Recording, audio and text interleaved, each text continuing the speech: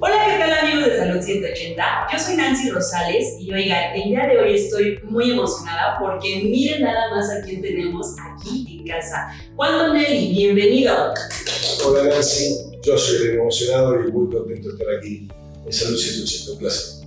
No, hombre, el placer es nuestro. Muchísimas gracias por tomarte el tiempo para platicar y compartir sobre tu libro, Un elefante en el living o en la habitación, como lo conocemos acá en nuestras tierras. Juan, pues platícanos para la gente que es nueva en este canal o que nos está viendo desde otro país, platícanos quién eres, porque bueno, yo sé que eres escritor, que eres bestseller, que has colaborado en varios medios, pero la verdad es que nada mejor como presentarse uno mismo, así que... Bueno, sí, soy escritor, me interesan los problemas de las personas, lo que nos pasa a Nancy, a mí, a ustedes. Así que hace muchos años que me dedico a buscar historias reales, historias de vida, que exploran los problemas íntimos, emocionales de las personas. Nada grandilocuente, esas cosas que nos pasan a nosotros, que las sentimos y que muchas veces no nos animamos a hablar. Entonces, a eso me dedico, los cuento por escrito en libros, en podcasts, en videos, en un grupo de trabajo también hago, pero el eje de mi trabajo es indagar la emocionalidad de las personas, esas cosas que sentimos y nos marcan la vida. Pues muchísimas gracias, Juan. Oye, un elefante en la habitación, historias sobre lo que sentimos y no nos atrevemos a hablar. Que de entrada, qué fuerte. La verdad es que al leerlo, pues uno sí se va sintiendo identificado con los personajes, porque déjenme les digo que este es un compilado de historias en las que cada personaje va revelando sus secretos, sus miedos, sus fantasmas, aquello justamente que de lo que siente, pero pues lo calla. Entonces al callarlo, pues esto va creciendo y se va haciendo tan fuerte que llega un punto en el que estallamos. Y al estallar, bueno, pues el elefante metafóricamente rompe las paredes de la habitación. Y puede pasar una serie de situaciones, colaterales o no. Entonces, Juan, ¿qué fue lo que te inspiró a escribir este libro? ¿Hay alguna historia en particular en la que te hayas sentido identificado, que te haya tocado? Identificado he tocado con muchas. Siempre cuento la que le da el nombre al libro. Recién platicábamos Un elefante en la habitación, es la historia de un señor de unos 40 años, con 2 hijos pequeños, que él era una buena persona, tenía un buen matrimonio, su trabajo, tenía su vida ordenada. De repente, de la noche a la mañana, se enamora de otra persona, distinta a su esposa. Entonces, para él eso no le podía pasar. Eso era, ¿no? Infieles y que tuvieran amores paralelos, lo hacían las malas personas, o los débiles. Las personas buenas y virtuosas no hacían esas cosas. De repente él se encuentra en esa situación y no sabe cómo manejarla. Obviamente al principio decide ocultarle eso a su esposa, porque él tiene miedo que si le cuenta lo que le está pasando, la destruya, o se colapse toda su familia hermosa que tenía. Entonces decide callar eso. También con el paso del tiempo se va dando cuenta que eso la distancia a su esposa, que ella no le puede compartir lo que le está pasando porque está muy movilizado para cuidarla, para evitar sus problemas, también porque se siente frágil, vulnerable. Por todas esas razones no le cuenta y eso cada vez la distancia más. Entonces él ya, en vez de hablar de lo que le pasa, de lo que siente, de lo que le está atravesando, termina hablando del clima, de la escuela de los niños, de cosas más operativas, pero menos personales, menos importantes en ese momento que a él le pasaba. Y con eso la relación, paradójicamente, se va muriendo, porque ya si no hablamos de lo que nos pasa, ¿de qué hablamos? De banalidades. Bueno, tiene todo el desenlace que a mí me tocó mucho, pero la mayoría de las historias me he sentido identificado, muchas no me han pasado, pero me podían haber pasado. Algunas me pasaron, otras si no me pasaron, me podrían haber pasado. Claro, es que esto es, o sea, como lo quiera ver, el beneficio de esta lectura obligada, todos deberíamos tener este libro en nuestra biblioteca personal, ¿verdad? Es que vas viendo tus propios miedos, tus propias inseguridades reflejada en historias de desconocidos, pero muchas veces es una de las formas en las que nosotros, pues, las externamos, porque de otra forma, bueno, si no las vemos en los demás, si no nos vemos reflejados en los demás, no nos sentimos identificados. Por esto creo que este libro debería de ser una lectura obligada para usted que está viéndonos allá en casita. Y Juan, ¿de dónde surge la necesidad de hacer este compilado? Es una gran pregunta. Mira, hace un par de años yo estaba trabajando en el propósito, ¿no? ¿Cuál era el propósito unitario? Que es muy vocacional. Y entonces yo tengo un gran mentor. Entonces le dije, bueno, para mí el propósito es ayudar a que las personas se conozcan mejor y puedan vivir mejor, puedan sufrir menos y puedan vivir mejor. Ese es el sentido único. Y él me dijo, más o menos, tenés que seguir trabajando en tu propósito. Bueno, yo creo que no es así. Pasaron las reuniones y un día me dice, lo conjugaste en tercera persona y tenés que conjugarlo en primera. Entonces el propósito mío al final, porque hice todo esto y lo sigo haciendo, es ayudarme, me ayuda a conocerme a mí mismo, a sufrir menos y a vivir mejor. Y de paso también me doy cuenta que ayuda a otras personas a conocerse a sí mismo, identificar esas áreas problemáticas y poder vivir mejor. Ver los problemas que tanto nos cuestan, que nos toman el cuerpo entero, un amor prohibido, una infidelidad, un problema del trabajo, un jefe arbitrario, un problema con los vínculos, un abuso sexual, violencia intrafamiliar, todas cosas que no están ahí a la orden del día, y poder ver esos problemas desde otra perspectiva, dejar de juzgarlos, poder mirarlos con una distancia con más ternura, con más misericordia, y ver qué hacer con eso en vez de sentirnos tan desdichados. A veces nos pasan esas cosas, sentimos que somos la primera persona de la humanidad. La única que compartimos esta historia, y cuando nos encontramos con un libro como este, en el que pues, nos vemos reflejados, vemos que no somos los únicos por los que pasamos por ese tipo de situaciones. Oye, Juan, y a mí me gustaría saber cómo fue que seleccionaste esas historias, porque tengo entendido que algunas son historias reales, ¿eh? Todas. Son todas reales, algunas pocas son autobiográficas, poquitas, y el resto es muy difícil decir. Por supuesto que yo me tengo que identificar con las historias. Siento que hay algo cuando la estoy conociendo, leyendo, escuchando, que me conmueve, que me atraviesa, que me pasó, me podría haber pasado. Y siento también la otra cosa que tiene que haber al final un insight, un descubrimiento, una revelación, algo que me aporte algo que yo sienta que, aunque mi vida está un poco mejor, aunque me alivió el sufrimiento, me alivió la carga esa que tenía de algo. Te sentiste liberado. Sí, como que respiramos eso. Entonces eso es difícil de transmitir. Cuál sí, cuál no, pero siento que me aportó algo. Hoy contaba en una que tenía que una persona me decía, bueno, pero nos cuesta ver las señales, ¿no? Les contaba una historia, esto es un anticipo de lo que viene, el próximo libro, ya estoy trabajando, una mujer belga que un día tiene que ir a buscar desde su casa, en Bruselas, al aeropuerto, al marido de su hija. Y era un viaje de 45 minutos, entonces se sube al auto, prende el GPS, lo programa y se va. Pero algo falla con el GPS y ella sigue andando y sigue andando. Sigue andando. Van a dormir de noche un rato. El día siguiente sigue andando. Tanto el día. Duerme otro rato de noche. A los 2 días, Interpol la intercepta en Croacia, de Bruselas a Zagreb. Ya tenía pedido de captura porque la familia, como no lo había encontrado, hicieron pedido a la policía. Había hecho 1.300 kilómetros. Debe ser un viaje de 40 minutos, había sido 1.300 kilómetros. La policía le dice, ¿por qué hace? En inglés. Bueno, pero si usted tenía que ir al aeropuerto de Bruselas y está en Zagreb, es que tuve miedo y no quise hacerme muchas preguntas. Tuve miedo y no quise hacerme muchas preguntas. Justo ese sería como... ¿Por qué no queremos ver las señales? Y esta le dice, así le dice en un momento, pero no vio las señales. Cuando usted salió en Bélgica, los carteles están en francés. Sí, lo vi en francés, después cambiaron a alemán. Y después cambiaron a otro idioma que no sé cuál es, croata. Usted pasó por 3 países, 3 idiomas y seguía andando. Y sí, tenía miedo. Su propio elefante. Oye, ¿quién no se siente identificado? Claro. Nadie ha hecho ese recorrido tan disparatado. Es real. Pero decís, ¿por qué el miedo te paraliza. Negar las señales y seguís andando. No, esta vez ya no es mi idioma, pero no importa, algo va a pasar. No, si pasa que cada vez estás más extraviado. Te vas involucrando y bueno, sigues. Esto es como un círculo, ¿no? Oye, Juan, ¿tú por qué crees que nosotros, como personas, nos cuesta trabajo enfrentarnos a nuestro propio elefante? ¿Por qué lo ocultamos? Porque somos muy vulnerables. Nosotros tenemos una enorme Tenemos miedo a fragilidad. exponernos a esa vulnerabilidad. Nos da terror. Nos fueron pasando cosas de pequeños, nos marcaron, por ahí no fueron tan grandilocuentes, ¿no? No es que tuvimos que sobrevivir al holocausto, pero por ahí nos pasaron pequeños traumas que nos marcaron mucho, experiencias, y nos sentimos muy frágiles.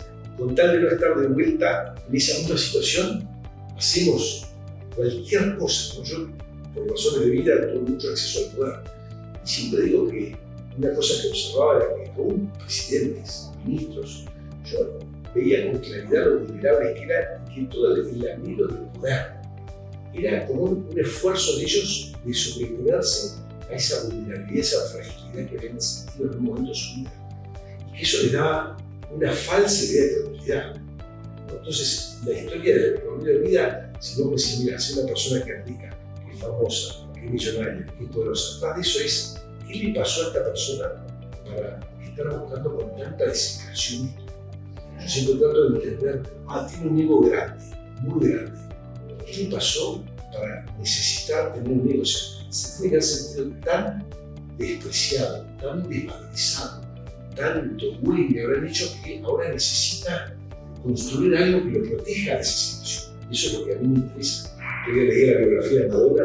Madonna se murió a madre de los 5 años. En un momento dice una frase tremenda, dice, como yo no tuve mamá, traté toda mi vida de buscar que todo el mundo me amara. Porque yo no tuve amor de madre. Entonces necesito ser famosa, necesito tratar en los diarios, en los medios. Y toda su historia se explica a través de la pérdida que sufrió. No puede ser como que era narcisista. Sí, es narcisista, pero no es narcisista. Mirá esa historia con compasión. ¿Qué le pasó a esa persona para que se haya vuelto así? Claro, también un poco de empatía, ponernos en el lugar del otro, ¿no? Antes de juzgar o de criticar aquello que no estamos viviendo nosotros mismos.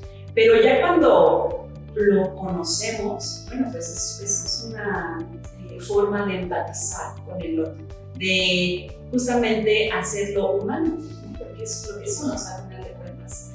Y agrego una cosa que decís, en esa pulsión que tenemos por juzgar, sobre todo a los demás, nos queda una mente juzgadora, y no solo juzgamos a los demás, sino que juzgamos a nosotros. Y la realidad es que eso nos destruye, porque si hay algo que también aprendo leyendo y conociendo todas estas historias, es que la vida no entra en esos cánones, en esos moldes que nos enseñaron de cómo debe ser. Es lo que es. Hay un refrán que dice, si tu camino no coincide con el mapa, tirá a la mierda el mapa. O sea, el mapa está mal, el camino es el que es.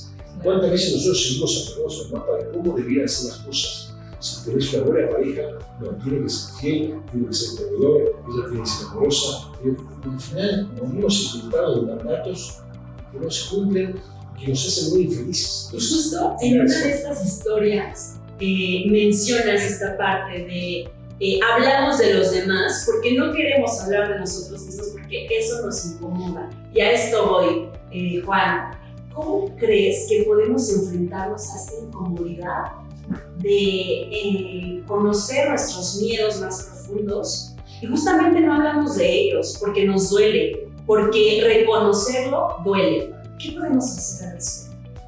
Mira, un punto principal para mí es comprender que no reconocerlos solo agrava las cosas. Vos te estás sintiendo mal. Pensás en ir al médico, pero te da miedo que el médico te diga que tenés un cáncer. Entonces preferís no ir a verlo para no correr el riesgo de escuchar su diagnóstico. Pero tu enfermedad se agrava. No, o sea, es mejor enfrentar la situación, ir al médico, que te revise, que te hagan estudios, chequeos y vean qué te pasa. Al final todos nuestros esfuerzos por escaparnos del dolor terminan produciendo más dolor. Entonces es darnos cuenta ese camino que buscamos para escaparnos de los problemas termina agravando los problemas, no se soluciona. Este marido que no le contaba a su esposa que estaba enamorado de una mujer para cuidarla, al final se terminó rompiendo todo. Es fácil contarle a tu pareja que estás enamorado de otra persona, no, es dificilísimo.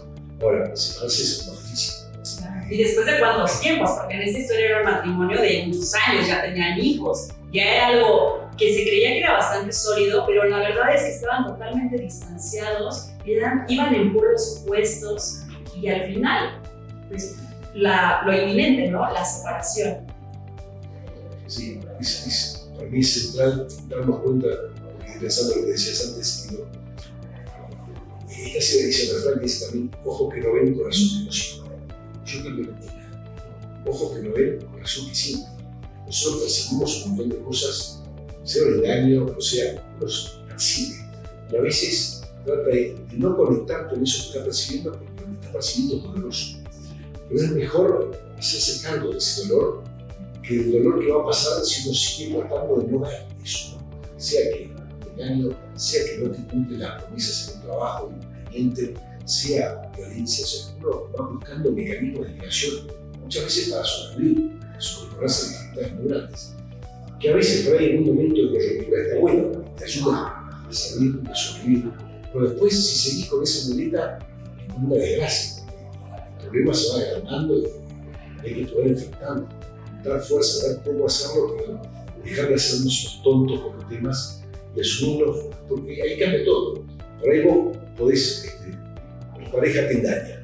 Ay, yo no quiero ver esa situación porque es muy dolorosa. Y él me dice que no, o ella, y yo hago como que le creo. En el fondo no le creo nada. Exactamente. Bueno, tengo mis dudas, ¿no? Ya. Además. Es mejor decir, tengo que poder abordar este tema, tocar la realidad, la verdad, ver qué hago con eso, porque después yo puedo elegir. Bueno, no es tan grave, ¿cómo vas a perdonar? Sí, voy a perdonar, no es el fin del mundo, todo lo pasa, lo pasó, lo pasará, pero lo peor es cuando uno trata de negar, de tapar eso que está percibiendo. Entonces, la invitación de todas las historias son muchos temas muy cotidianos, como dijiste, y que uno se siente identificado, si no te pasaron, te podría haber pasado, y poder reconocerlos, tocarlos, recibirlos, aceptarlos, en vez de dar vueltas y vueltas, lo único que hacen es hacernos sentir peor, sufrir más. Sí, y justamente pues se trata no de ser egoístas, sino de enfrentar nuestra realidad, de enfrentarnos a esos temores, a esos fantasmas, reconocerlos y bueno, pues trabajar en ellos para justamente pues no lastimar a los demás. Oye, me gustaría que nos dijeras, ¿qué mensaje quieres dejar en un elefante en el living o en la habitación? Porque no se nos Mira, varias cosas. Creo que el principal es que estamos llenos de mandatos acerca de cómo debería ser la vida, y la vida es lo que es. Habitualmente no entra en los moldes que nos enseñaron. Si el camino no coincide con el mapa, tirá a la mierda el mapa. Estate seguro que... Gran frase, anótenla. La realidad es el camino y no el mapa. A veces tenemos planos que no. Entonces, el primer punto es después poder mirar central, poder mirar nuestra vida con compasión, con misericordia. Y creo que ver nuestro interior, nuestras partes vulnerables, nuestras fragilidades, es difícil. Entonces, si no lo podemos mirar con mucha compasión, empecemos a negar. Todos tenemos una historia de vida confusa, unas cosas que no salen como queremos, que no son como nos gustaría. Si nos ponemos muy estrictos, no lo toleramos. Entonces, ¿qué hace nuestra cabeza? Lo niega. Y ahí nos quedamos sin poder crecer. Entonces, para mí es esa capacidad de observación sin juzgar, siendo muy misericordioso, muy compasivo para juzgar al otro, para nosotros mismos. Mirarlo con mucha delicadeza. Dicen que el corazón solo nos podemos acercar en punta de pie. Así que quería invitar a las personas a acercarse a sus dolores, a sus miedos, enfrentarlos, pero con mucha delicadeza, mucha ternura, porque si no, no lo vas a tolerar. ¿Sí? Muy riguroso, si te querés acercar a que tu pareja te engañe o tenés un mal trabajo que no te gusta, con mucha dureza vas a seguir negándolo. Claro, esto de ser compasivos con nosotros, abrazarnos y no ser tan duros, ¿no? Porque muchas veces somos tan autocríticos con nosotros mismos que, pues justo lo que mencionabas, cuando enfrentamos esta realidad, pues no sabemos cómo actuar con ello, ¿no? Juan, ¿nos quieres compartir tus redes sociales? ¿En dónde podemos encontrar este libro? ¿Qué librerías? ¿En qué plataformas? Las librerías, todas, la principal que se me ocurre es Gandhi, lo que sé que entra en todas, las plataformas también, Amazon, Mercado Libre, Google, en las plataformas, todas las principales plataformas. A mí me encuentran, me buscan en Google, Juan Tonelli, con L, va a aparecer. En YouTube, en Facebook soy Juan Tonelli, en Instagram soy Juan-Tonelli y en TikTok soy Tonelli Juan. Uno va agarrando los dominios que puede. Así que, y mi sitio es juantonelli.com, que ahí si quieren me pueden contar su historia de forma totalmente anónima, sin que yo sepa siquiera quién me la contó. Así que también los invito a que te cuenten sus historias. Pues muchas gracias, Antonelli, por estar aquí con nosotros en este espacio compartiendo tu libro, Un elefante en la habitación. Gracias de verdad por estar aquí con nosotros. Y bueno, pues amigos, si usted le dio curiosidad leer acerca de este libro, pues ya sabe, lo encuentra en todas las librerías, en todas las plataformas, así que corran por el suyo.